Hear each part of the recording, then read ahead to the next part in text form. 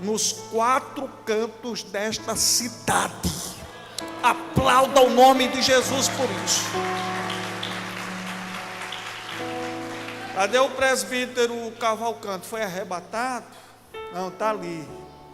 Ele vai trazer uma palavra para nós agora. Hein?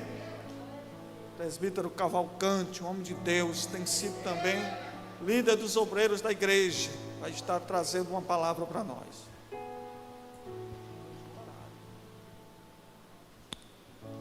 Pai do Senhor, queridos irmãos, muito feliz de estar aqui na casa do Senhor mais uma vez, adorando ao Senhor. Cumprimento a todos com a paz do Senhor Jesus. Amados irmãos, sem perca de tempo, abra vossas Bíblias no livro de 1 Samuel. Vamos meditar aqui uma palavra da parte de Deus. Livro de 1 Samuel, capítulo 1.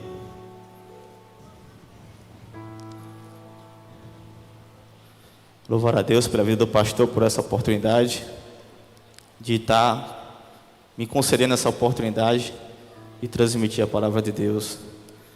Que o Senhor também abençoe os gideões, esse trabalho sério, esse trabalho bonito, esse trabalho árduo, todos os pastores, ministros, obreiros, que Deus abençoe grandemente cada um nessa obra que é tão difícil, mas que engrandece o nome do Senhor.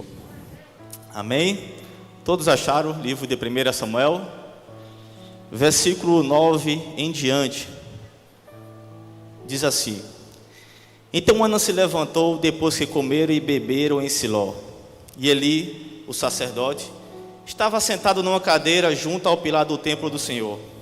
Ela, pois, com amargura de alma, orou ao Senhor e chorou abundantemente, e votou um voto dizendo: Senhor dos exércitos, se benignamente atentares para a aflição da tua serva, e de mim te lembrares, e de tua serva não te esqueceres, mas a tua serva deres um filho varão, ao Senhor darei por todos os dias da sua vida, e sobre a sua cabeça não passará navalha. E sucedeu que, perseverando ela em orar perante o Senhor, ele fez atenção à sua boca, porquanto Ana no seu coração falava, e só se moviam os seus lábios, porém não se ouvia a sua voz, pelo que Eli a teve por embriagada. E disse-lhe Eli: Até quando estarás tu embriagada? Aparte de ti o teu vinho? Porém Ana respondeu e disse: Não, Senhor meu, eu sou uma mulher atribulada de espírito, nem vinho nem bebida forte tenho bebido, porém tenho derramado a minha alma perante o Senhor. Não tenhas, pois, a tua serva por filha de Belial, porque da multidão dos meus cuidados e do meu desgosto tenho falado até agora. Então respondeu Eli e disse: Vai em paz, e o Deus de Israel te conceda a tua petição que lhe pedistes. E disse ela: Acha tua serva graça em teus olhos. Assim a mulher se foi em seu caminho e comeu, e o seu semblante já não era triste. E levantaram-se de madrugada, e adoraram perante o Senhor, e voltaram e vieram à sua casa, a Ramá. Elcana conheceu a Ana, sua mulher, e o Senhor se lembrou dela. E sucedeu que, passando algum tempo, Ana concebeu e teve um filho, e chamou seu nome Samuel, porque dizia ela: O tenho pedido ao Senhor. E eu digo amém. Aleluia. Quero basear essa minha mensagem num tema: Deus pode fazer muito mais além das tuas petições. Amém? Quem crê que Deus pode fazer muito mais além da sua oração, levante a mão, adore ao Senhor e glorifique ao Senhor. Pois bem, amados irmãos, já faz alguns anos que eu sirvo, que eu adoro ao Senhor Jesus, e durante esses anos eu tive o privilégio de ouvir por diversas vezes homens e mulheres pregando a mensagem acerca de Ana e de sua vida, seja ela em consagração, em vigílias, em campanha, encontro de oração, encontro de jovem, retiro de carnaval, seja onde for. Por diversas vezes já vi homens e mulheres pregando sobre Ana, sobre sua história.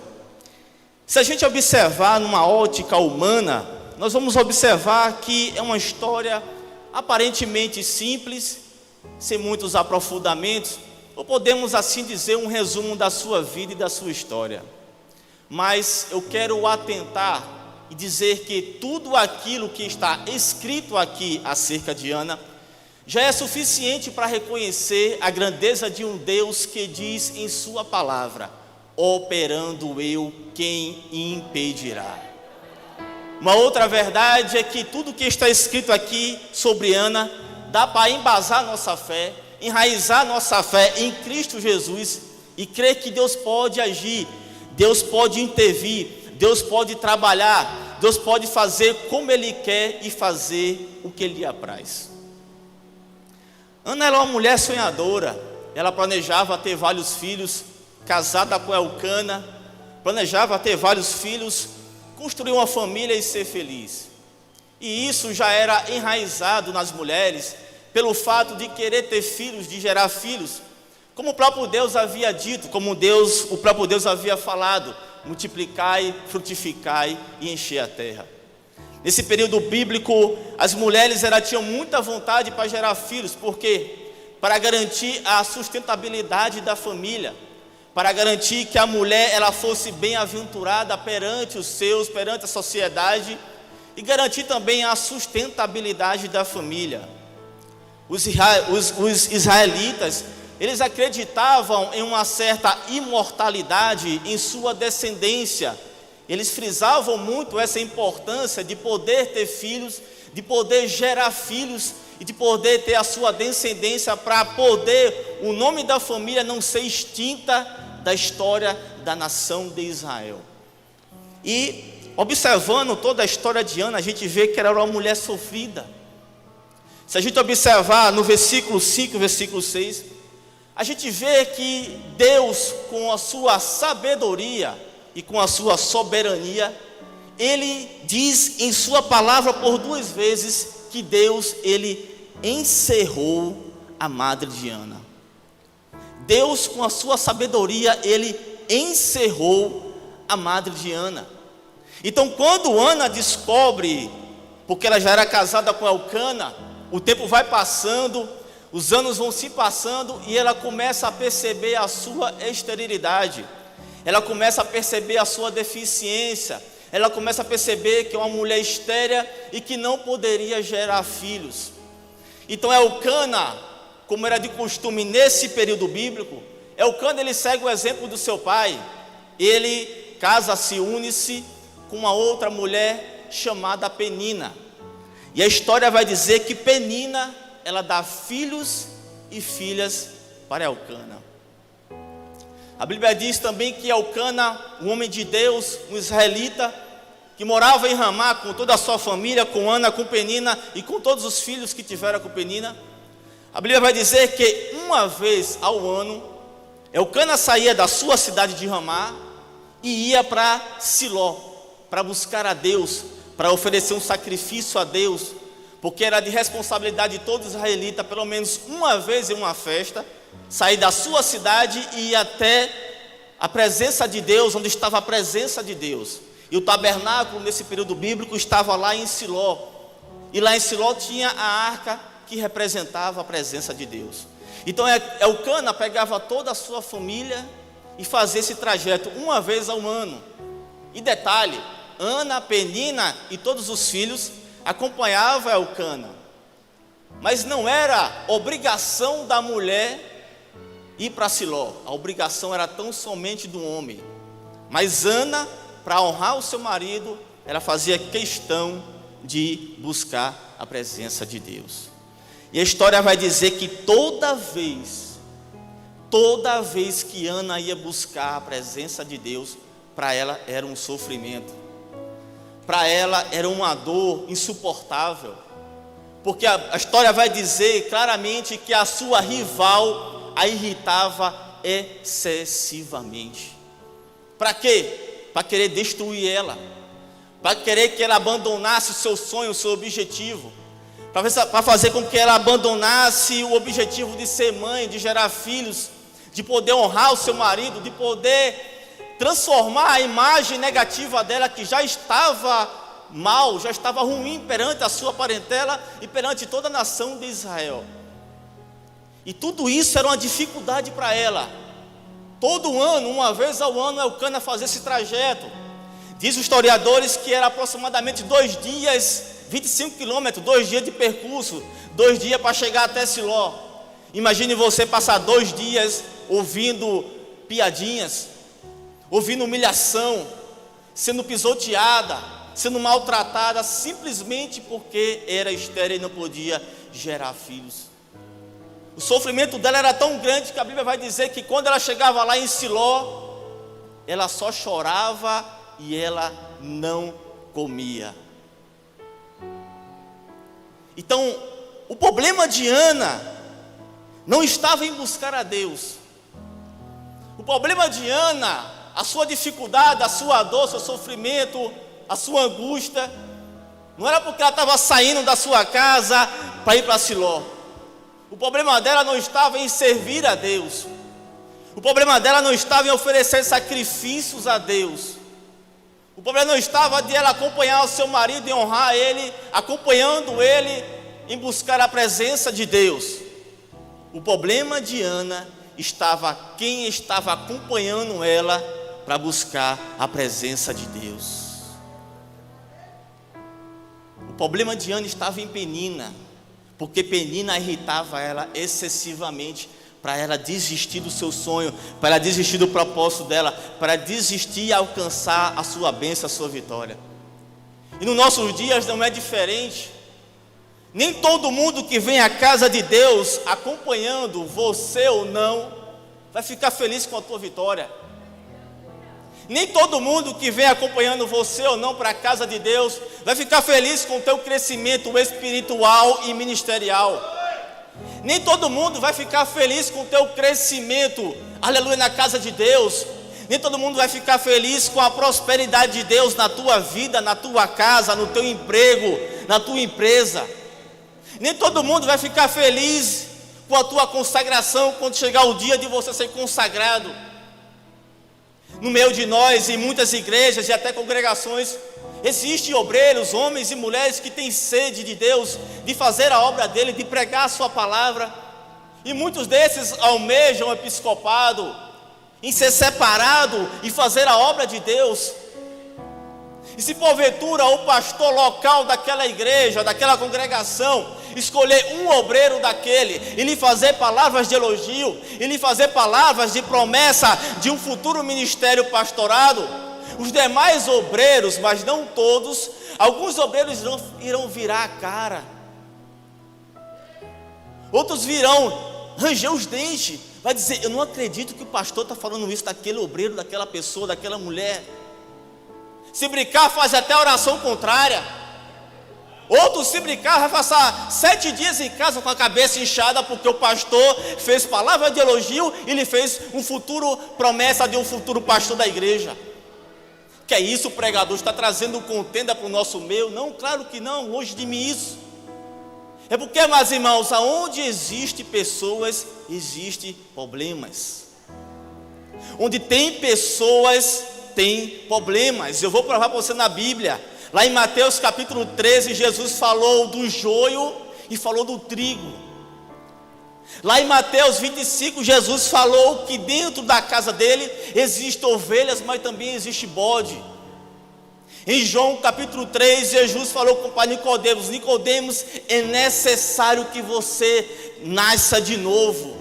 Ou seja, nós estamos passando por um processo de santificação. Alguns já estão mais avançados, alguns já estão mais quebrantados, alguns já estão mais transformados pela palavra de Deus, mas infelizmente ainda existe aquele nosso meio que faz papel de joio, que faz papel, aleluia, de bode, que não nasceram de novo, que não tem um coração limpo ainda, que não festeja com a vitória do seu irmão, que não se alegra com o crescimento do seu irmão. Mas eu quero crer que nesta noite, diante da minha frente, esse público aqui, essa igreja, já foi lavado pela palavra de Deus. Eu quero crer que nessa noite existe na minha frente um povo que já foi transformado, que já nasceu de novo, que vive o verdadeiro evangelho, que não vive com contenda, com desunião, que não vive derrubando o seu irmão, que não vive ofendendo o seu irmão, que não vive com inveja do seu irmão, mas pelo contrário, festeja com o seu irmão, se alegra com o crescimento dele, vibra com a vitória dele. Esse é o verdadeiro evangelho, esse é o evangelho que Jesus pregou e deixou para nós: unidade, união, comunhão.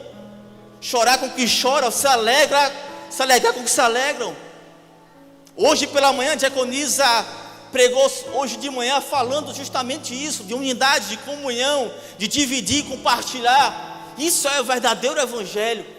E eu creio que aqui nessa igreja de Brás Bom Retiro de Russas só tem povo que tem o espírito de Ana, espírito de quebrantamento, espírito de verdadeiro adorador, que não tem inveja, que ora pelo seu irmão, que paga o preço, que vibra. Aleluia. E essa era a trajetória de Ana. Então toda vez que Ana ia para buscar a Deus, ela chorava e não comia. Quando a Bíblia traz essa expressão que ela não comia, está dizendo que ela não fazia parte do sacrifício completo. Ela ia para oferecer um animal. O sacerdote, ele tem que sacrificar, oferecer a melhor parte para Deus, ele tinha que tomar uma parte para ele e tinha que dar também para o ofertante, se tratando de oferta de holocausto. Então Ana não comia. E isso quer dizer que ela não fazia a sua adoração completa, o seu sacrifício completo, porque ela permitia que as lutas, as dificuldades, as dores, o desespero viesse a afetar diretamente a essência da adoração dela. E quantos de nós, quantos irmãos nossos que estavam firmes antes da pandemia, que estavam aqui em nosso meio, infelizmente não estão mais em nosso meio? Talvez perderam entes queridos, talvez perderam a sua empresa, foi à falência, talvez passaram por alguma luta, adversidade que atingiu a sua fé, abalou a sua fé, e não se encontra mais em nosso meio, porque permitiu que as diversidades, a luta, o sofrimento atacasse a fé, atacasse a crença e fizesse com que ele, que ela abandonasse o verdadeiro evangelho e negasse a sua cruz. Deus nessa noite está trazendo a gente para uma alerta. Não foque nas dores, não fique só focando no sofrimento, não fique só olhando para as perdas. A luta vem, o choro vem, mas a alegria ela vem pelo amanhecer. Aleluia. Diz os historiadores, os eruditos, que ela passou aproximadamente 25 anos nessa peleja, nessa luta, nessa guerra, indo todo ano para Siló buscar, e não desistiu do seu milagre, não desistiu da sua bênção, não desistiu do Deus que ela estava servindo, crendo, buscando, oferecendo. Ela tinha 1001 motivos para não ir para Siló. Ela tinha 1001 motivos para abandonar o casamento e viver só. Mas ela cria no Deus de Israel. Ela cria no Deus que ela servia, que ela adorava. E nessa noite, você crê no Deus que você serve. Eu não sei como você entrou por essa porta. Eu não sei como está as tuas dores. Eu não sei como está o teu espírito de adoração. Mas se você crê que nessa noite, Deus ele pode intervir nessa noite. Deus pode fazer um milagre, Deus pode fazer algo sobrenatural, só basta eu e você crer nesta noite. Aleluia. E aí nesse sofrimento, nessa dor, nessa angústia dela, ela faz um voto a Deus. E o interessante é que ela começa a seu voto dizendo assim: Senhor dos exércitos. E eu pesquisando essa palavra dela, esse voto dela, estudando, esmiuçando, eu descobri que essa expressão Senhor dos Exércitos é a primeira vez que aparece na Bíblia. Em nenhum momento anterior, em todo o Pentateuco, se você procurar, não vai achar. Se você procurar no livro de Josué e de Ruth, também não vai achar. Essa é a primeira vez que aparece a expressão Senhor dos Exércitos. E eu fiquei, Deus, como é que essa mulher, em meio à dor, em meio à dificuldade, em meio ao sofrimento, em meio à angústia, conseguiu ver essa grandeza no Senhor? Porque alguns irmãos, até nós mesmos, dependendo da situação, murmuramos, reclamamos. Às vezes fazemos até uma oração ameaçando a Deus, dizendo: Deus, se essa semana não for resolvida, eu não quero mais saber do Senhor. Deus, se essa semana, se esse mês, essa causa não for resolvida, se o Senhor não me der a vitória esse mês, eu vou abandonar meu cargo, vou deixar de pregar, vou deixar de louvar, vou deixar de fazer a tua obra, porque eu não estou orando e parece que nada se faz. Ela declara: Senhor dos exércitos. Quem é o teu Deus na tua luta? Deus representa o que para você na adversidade? Deus representa o que para você na escassez? E aí eu pesquisando, eu falei: Deus, de qual fonte, de qual origem ela tirou disso? Porque se a gente olhar por todos os livros anteriores, Moisés, que foi o libertador do povo de Israel do Egito, ele viu a mão de Deus, o braço forte, liberar o povo de Deus do Egito. Ele viu o mar se abrindo, ele viu Deus destruindo o faraó e seus exércitos, e em nenhum momento ele disse: Senhor dos exércitos. Se a gente vê Josué, que era um homem guerreiro, um homem que para possuir a terra de Canaã teve que enfrentar várias guerras e várias lutas, a qual Deus deu vitória em todas elas, e em nenhum momento ele disse: Senhor dos exércitos. Mas aí veio uma mulher, aleluia, cheio de dor, cheio de traumas, cheio de sofrimento, chorando, a tal forma que ela orava a Deus e não saía palavra da sua boca, ela só falava com o seu coração, mas ela reconhecia que Deus era o Deus dos exércitos. Ela reconhecia que Deus não estava dormindo e cochilando, ela sabia que Deus estava pelejando em favor dela. Nessa noite Deus está falando com a sua igreja: não pense em você que eu estou dormindo, não pense em você que eu estou desatento, eu estou olhando tudo o que acontece na tua vida, eu sei tudo o que acontece na tua casa, eu sei o teu endereço, aleluia, oh glória, aleluia, eu sei a tua fragilidade, eu sei a tua limitação, mas eu estou contigo, eu não te abandono, aleluia, eu não deixo você por nada. Nessa noite saia crendo e convicto de que Deus é o Senhor dos exércitos na tua luta e na tua causa, aleluia.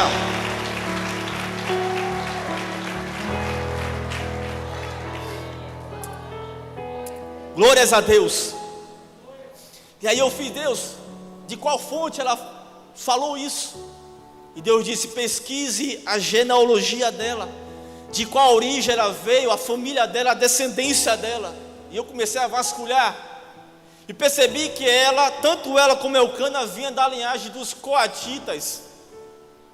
E quem eram os coatitas? Eles faziam parte da tribo de Levi. Veio Abraão, Isaac e Jacó. Jacó teve 12 filhos. Dos 12 filhos Deus fez 12 tribos. Das 12 tribos Deus disse: a tribo de Levi vai me servir, essa aqui é separado, vai só me servir. As demais tribos, as 11, vão trabalhar, vão trazer oferta para mim, e eu, o Senhor, vou sustentar a tribo de Levi. E ele teve 3 filhos: Merari, Gerson e Coate. Os meraritas, os gersonitas e os coatitas. E como eles estavam obrigados só para servir e adorar a Deus, Deus distribuiu uma função para cada descendência. Deus disse aos meraritas: vocês irão transportar todo o material pesado do tabernáculo, o material médio grosso. Vocês carregarão em 2 carros e 4 bois, estarão à disposição de vocês para carregar todo o utensílio que fazia a estrutura do tabernáculo. Aos meraritas Deus ordenou: vocês terão 4 carros e 8 bois para transportar todo o material mais grosso, mais pesado, difícil para ser carregado. Então vocês terão mais instrumentos para lhe ajudar. Então todo o serviço externo, todo o material externo que fazia a estrutura e a montagem do tabernáculo, Deus ordenou aos gersonitas e aos meraritas essa obrigação e esse trabalho. E aos coatitas, presbítero Cavalcante, aos coatitas Deus disse: todo o utensílio interno, aquilo que é santíssimo, aquilo que é de mais sagrado, vocês irão carregar. Só a descendência dos coatitas teve autorização por Deus de carregar todo o utensílio interno, o tabernáculo, a mesa, o candelabro, as tábuas de Moisés. Todo esse utensílio mais sagrado, santíssimo, era de obrigação dos coatitas. E detalhe, Deus deu a ordem: vocês não terão boi e não terão carro. Aleluia. Deus disse: a minha presença,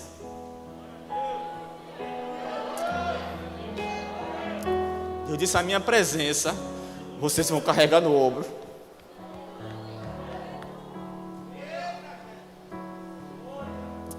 Aleluia. A presença de Deus não poderia ser carregada por seres irracionais. A presença de Deus não poderia ser carregada por animal.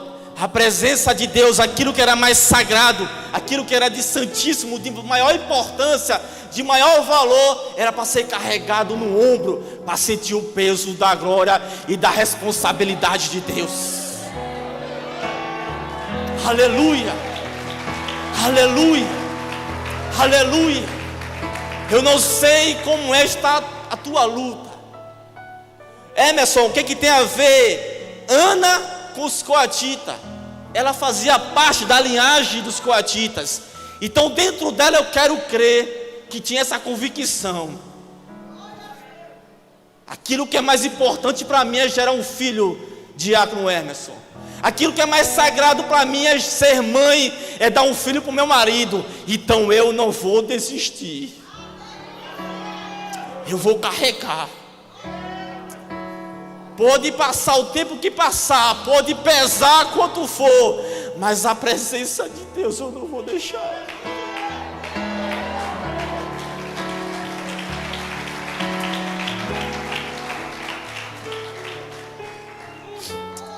Glória. Para Ana era um sofrimento, para Ana era uma luta, mas para Deus era um propósito. Aquilo que pode ser um sofrimento para mim e para você, aquilo que pode ser uma luta para mim e para você, para Deus é o início de um propósito grande. Você não entende hoje, mas amanhã você entenderá todo esse processo que Deus está fazendo na tua vida. Então talvez você possa estar perguntando: mas irmão, ela não desistiu por causa disso? Eu creio que foi por causa disso, porque ela queria ser mãe. Então, como ela fazia parte de uma linhagem coatita, daqueles que não desistem, aqueles que carregam a presença de Deus, o propósito de Deus a todo custo, ela foi até o fim, até alcançar o seu milagre. Nessa noite Deus está falando com a sua igreja através da sua palavra. Se você está orando, mulher, pelo teu marido, quanto mais você ora, pior ele fica, mais agressivo ele fica, mais casca grossa ele fica. Continue carregando isso, continue pagando o preço, porque para você é sagrado, para você é importante. Então Deus está dizendo: não desista do seu marido. Talvez para você, mulher, é a salvação do seu filho. Está nas drogas, está na prostituição, e você ora e você pensa que está cada vez pior, está perdendo a fé. Seja um coatita de Deus, persevere pelo seu filho, lute pelo seu filho, continue orando, continue jejuando. Talvez alguns jovens aqui estão estudando para passar em algum concurso público. Você tentou 1, 2, 3, 4, 5 vezes e só foi reprovado, e você quer abandonar esse objetivo seu. Não, isso é sagrado para você, isso é importante para você. Então você continue estudando, continue insistindo, que Deus vai te abençoar. Talvez você quer abrir uma empresa e você tentou uma vez e deu errado, tentou a segunda vez e faliu, tentou a terceira vez e faliu, quebrou de novo.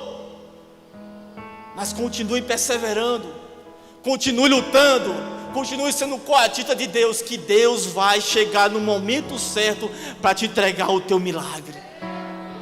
Aleluia. Então Ana tinha esse sofrimento, essa dor. Então ela permitia que as dores, a dificuldade atingisse diretamente a sua adoração. Mas teve um dia, aleluia, teve um dia que a adoração dela e o sacrifício dela foi diferente. Teve um dia que o culto de Ana foi diferente. Aleluia. Talvez você venha várias vezes, vem no culto de terça, de quarta, de quinta, domingo, e você disse: Deus, o Senhor não falou comigo ainda, não fez isso, não fez aquilo. Cadê minha bênção? Cadê meu milagre, Deus? Aleluia. Mas como é que está o teu culto diante de Deus? Como está a tua adoração diante de Deus? Ela está subindo aos céus?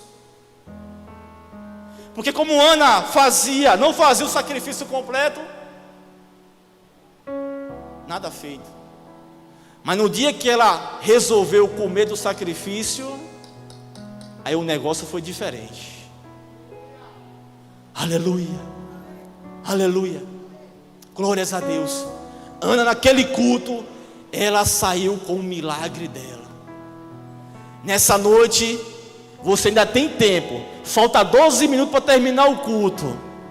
Mas se seu culto for racional, se seu culto for verdadeiro, aquele culto que adora a Deus em espírito e verdade, aquele culto que você chegou aqui, se quebrantou, deu o seu melhor para Deus, eu creio que daqui para chegar aos 12 minutos, Deus vai entrar com intervenção na tua vida, Deus vai entrar com milagre na tua vida, Deus pode fazer o sobrenatural na tua vida.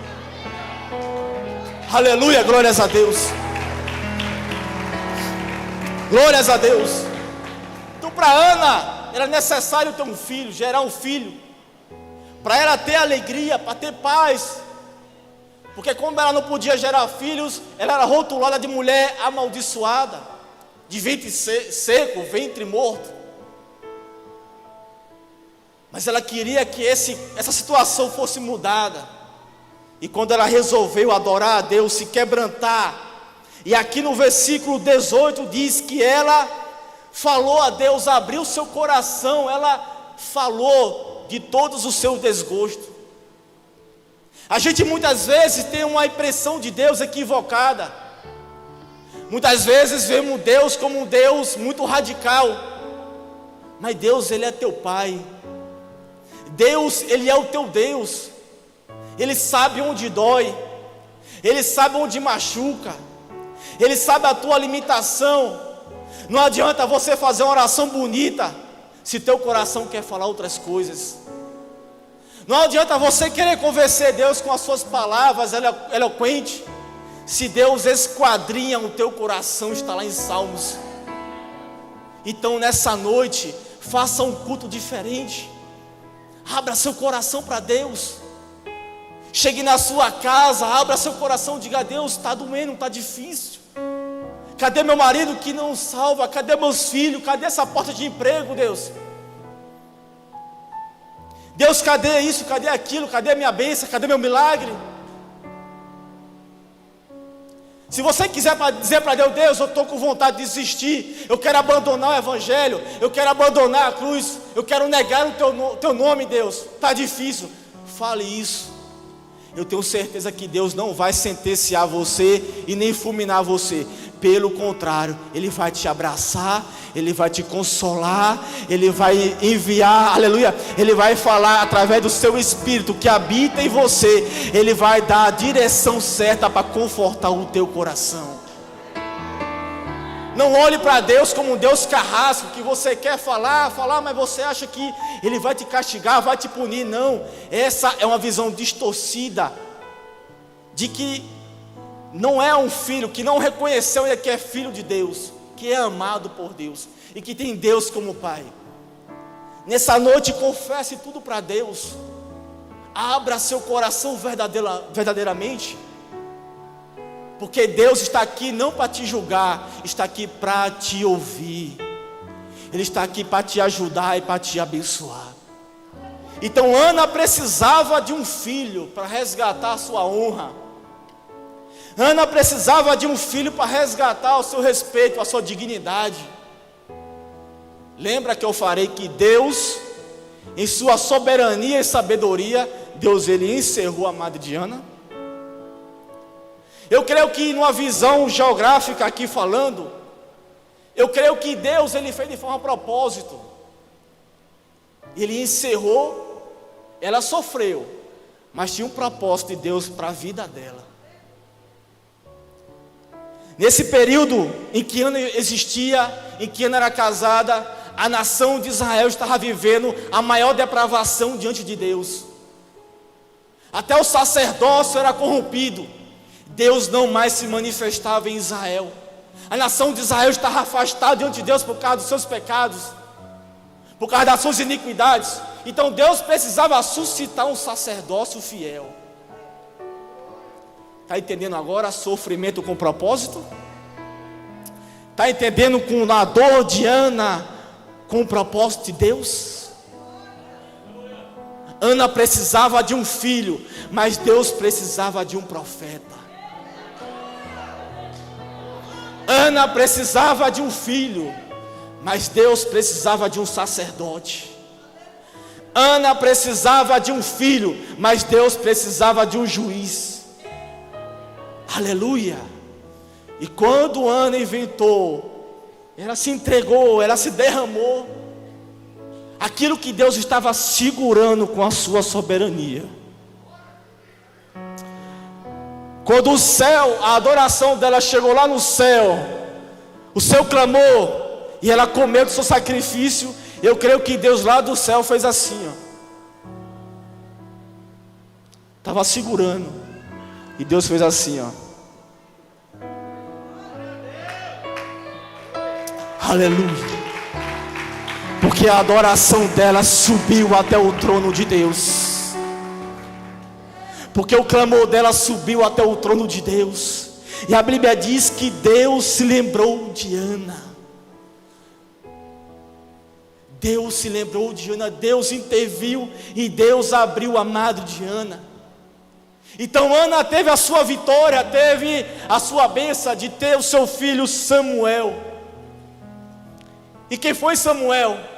Um grande homem de Deus. Tão grande que o seu legado está na Bíblia. Tão grande que quando ele chegava em uma cidade, os anciões perguntavam a ele: Samuel, a tua vinda é de paz? Aleluia. Era aquele tipo de homem que falava embaixo e Deus respondia lá de cima. Aleluia. Ana sofreu, foi humilhada.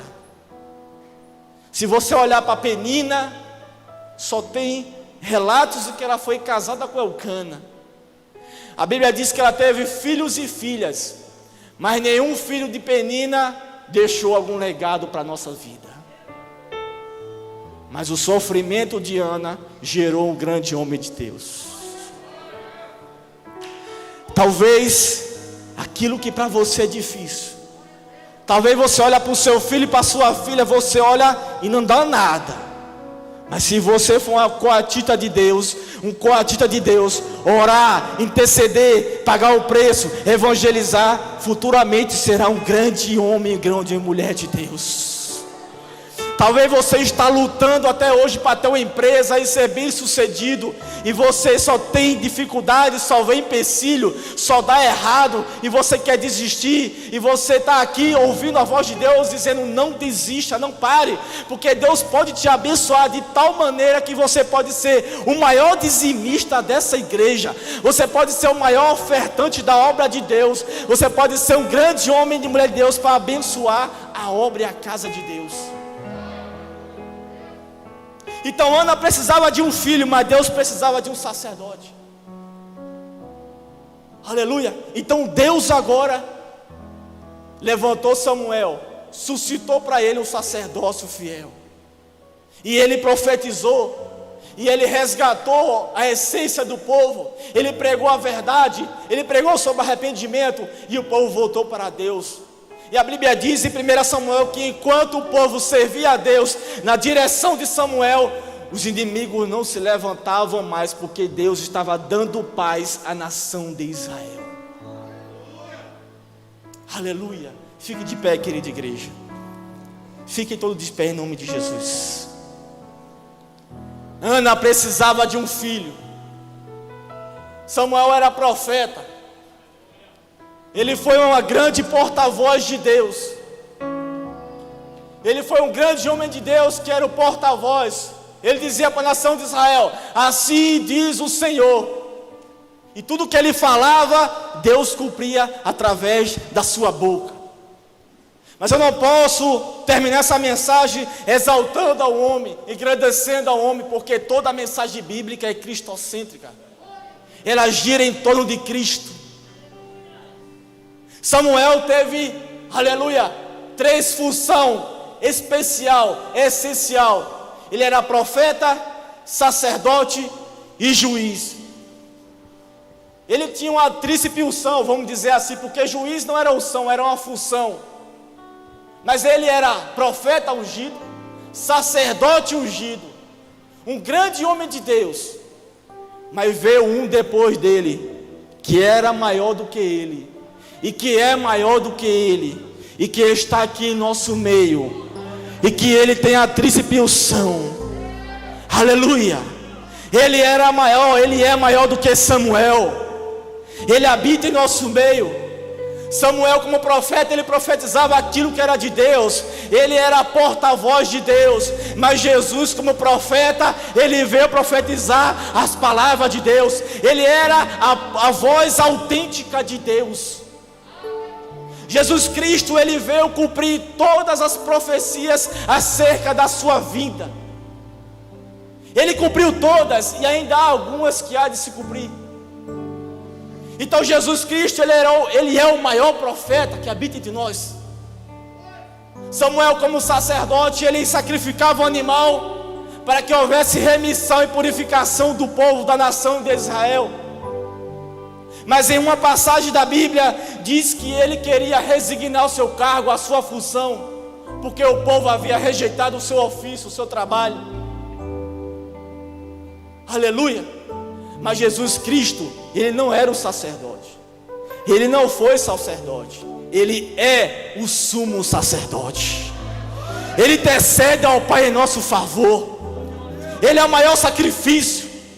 Ele é a ovelha muda que foi levada ao matadouro. Ele não desistiu do seu propósito. E como grande sumo sacerdote, ele sabia do seu trabalho. Ele saberia que tinha que sacrificar por nós. Ele sabia que tinha que entregar a sua vida. Samuel sacrificava um animal para a purificação dos seus pecados da nação de Israel. Mas ele não poderia oferecer a sua vida como forma de sacrifício, porque ele era pecador. Mas Jesus Cristo, como uma ovelha levado ao matadouro, ele entregou a sua vida por amor a mim e a você. Ele não desistiu aleluia, do sacrifício. Como homem, ele chegou a dizer: Pai, passa de mim esse cálice, se for possível. Mas como Deus, ele disse: todavia seja feita a tua vontade. Aleluia. Samuel, ele exerceu a função de juiz. Ele resgatou a pureza da palavra. Ele trouxe a verdade de volta para a nação de Israel. Ele purificou a nação de Israel com a verdade, com a palavra de Deus. Lavou a nação de Israel, trouxe o arrependimento através da palavra de Deus. Como juiz, ele resgatou o termo da nação de Israel. Mas Jesus Cristo, sendo maior do que Samuel e tendo a tríplice unção, ele não foi só juiz. Ele é o nosso juiz que representa diante de Deus as nossas causas. Satanás quer nos acusar, mas ele está lá do lado do Pai, intercedendo a nosso favor em nossas causas. Além de ser juiz, ele é rei. Ele é rei dos reis e senhor do senhor. e ele virá em um grande cavalo branco, aleluia. E ele virá sobre os céus, aleluia, e virá estabelecer o seu reino aqui na terra. Jesus Cristo, ele foi sacerdote, ele foi profeta e ele é rei. Ele está em nosso meio, intercedendo por mim e por você. Eu não sei você, homem e mulher, que entrou aqui nessa noite. Talvez você abandonou a sua cruz. Talvez você negou o nome de Jesus. Você permitiu que as dores, as lutas sufocassem a sua fé, a sua crença, a tal modo que você abandonou, se decepcionou com Deus, vamos dizer assim. Mas Deus te trouxe aqui nessa noite para fortalecer a sua vida. Deus te trouxe aqui de novo para resgatar a essência do verdadeiro adorador que adora a Ele em espírito e em verdade. Cadê você? Eu quero chamar aqui você, homem e mulher, que abandonou o seu propósito. Talvez você não discerniu aquilo que Deus tinha para a sua vida. Você não discerniu aquilo que Deus tinha para a tua vida. O diabo conseguiu cegar você, conseguiu destruir você. Mas nessa noite, Deus quer te fazer um verdadeiro coadita de Deus. Nessa noite, Deus quer te dar de volta a essência de um verdadeiro adorador que crê em Deus, independentemente da luta, da dor, da dificuldade. Você serve a Deus pelo que Ele é. Aleluia. Cadê a primeira vida para Jesus? Em nosso meio existe uma pessoa que queira se reconciliar, que queira renovar a sua aliança, a sua vida diante de Deus. Existe alguém em nosso meio? A igreja fica em oração. Aleluia. Glórias a Deus. Deus quer fazer algo na tua vida. Deus quer fazer o milagre, Deus quer cumprir as promessas na tua vida. Mas você precisa renovar a aliança, a comunhão com Deus. Aleluia. Tem uma vida ali para Jesus ali, ó. Glorifique a Deus, exalte a Deus, engrandeça a Deus, porque Deus se faz presente em nosso meio. Aleluia. Cadê a segunda vida para Jesus? Cadê a segunda vida para Jesus? Aleluia. Deus, Ele não desistiu de você. Deus, Ele tem algo a fazer na tua vida. Não importa quem você é. Aleluia. Não importa o que você fez, Jesus conhece o segredo. Mais duas vidas ali para Jesus, a igreja glorifica a Deus. Deus está aqui. O sumo sacerdote está em nosso meio. O rei está reinando e as trevas estão perdendo. Aleluia, glórias a Deus. Cadê a quarta vida para Jesus? Não importa para onde você Cadê a quarta vida para Jesus? Se na escuridão da noite, aleluia, Ele apaga o seu passado e não desiste de você. Ele não desiste de você. Ele se importa com você. Ele compreende o seu caminhar. Nunca vi um amor tão grande assim. Ele não desiste de você. Ele se importa com você. Ele compreende o seu caminhar. Olha aí a igreja, glorifica a igreja. Mais uma vida para Jesus. Adore a Deus, engrandeça a Deus. Aleluia, aleluia. Glórias a Deus. Que Deus maravilhoso, que Deus lindo. Oh, aleluia, Espírito Santo de Deus. Nós queremos te adorar, Senhor. Nós queremos te agradecer, meu Pai. Aleluia, Jesus, glórias a Deus. Baixinho. Não importa quem você é. Cadê a quinta pessoa? É as duas ou só é uma? Só uma. Cadê a quinta pessoa? Pastor, por gentileza. Cadê a quinta pessoa aqui para Jesus? Nós vamos orar, nós vamos encerrar o culto.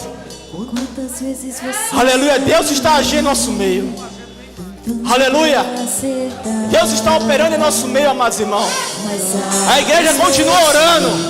A batalha espiritual está grande, mas Deus está sendo exaltado em nossas vidas, em nosso meio. Você foi, se na escuridão Aleluia. da noite, Ele apaga o teu passado e não desiste de você.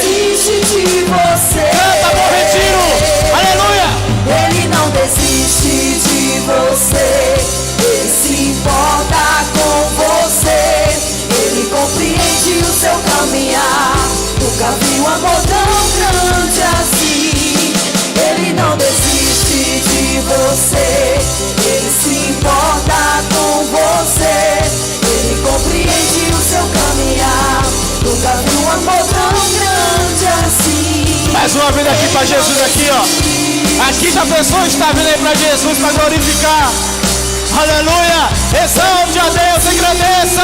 Mais forte, igreja, mais forte. Porque Deus está agindo em nosso meio. Ele não desiste. Aleluia. Ele não desiste. Oh, aleluia. Ele não desiste. Aleluia. Aleluia. Glórias a Deus. Ele não desiste de você. Mais um. Ele se importa com você. Ele compreende o seu caminhar. Nunca vi um amor tão grande assim. Ele não desiste de você. Ele se importa Deus, tu és maravilhoso, com meu Pai. você. Eu quero te agradecer, Deus. Eu quero te enaltecer, Jesus. Nunca vi um amor tão grande assim. Aleluia, glórias a Deus. Ele não desiste. Aleluia. Amém. Amém. A igreja glorifica a Deus por essas 5 vidas aqui que se renderam a Jesus.